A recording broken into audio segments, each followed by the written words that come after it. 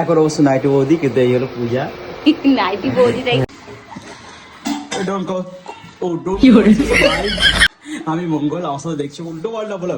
আর এখানে দেখতে পাচ্ছেন সোমা রানী, যিনি বাসন মাজতে ব্যস্ত আছেন। আর আমি এই যে ঘুরে ঘুরে একটু দেখানোর চেষ্টা করছি, এখানে একটা বাজে ছেলে আছে যে সারাক্ষণ ফোন নিয়ে ঘাটে। আর এখানে